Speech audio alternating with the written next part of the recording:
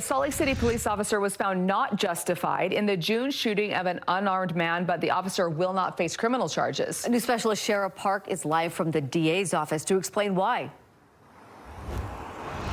Yeah, Jeannie and Debbie, interesting to have the different takes on these things, right? So after scrutinizing the body camera video in this case, Salt Lake County District Attorney Gill determined that this officer fired his gun accidentally. So let's walk you through this case on this one. It was on June 29th when Officer Mitchell Bailey was helping UHP troopers locate two men who ran from a stolen truck and were hiding in the tall grass near 5650 West and 700 South.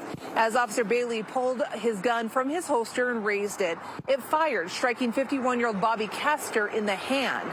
While the shooting was deemed an accident, Salt Lake County District Attorney Gill says the lack of information from Officer Bailey, who declined to be interviewed for the investigation, which is his right, played a role in his decision to determine the shooting was not justified.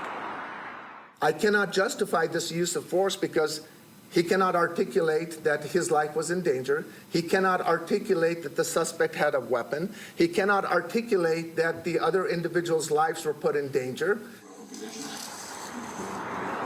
Now, once it was determined that the shooting was not justified, Gill said his office looked at two possible charges in this case: illegal discharge of a firearm and reckless endangerment. But Utah law has a very specific exemption for police officers, and the threshold for these charges would not be met in this case. Now, Mr. Castor was treated for the gunshot wound to his hand, and then he was booked into jail at the time. But as of today, no charges have been filed in connection to the stolen vehicle that he was running from in this case. Gill says the case is still being investigated by Utah Highway Patrol. For Live at 5 in Salt Lake City, I'm Shara Park.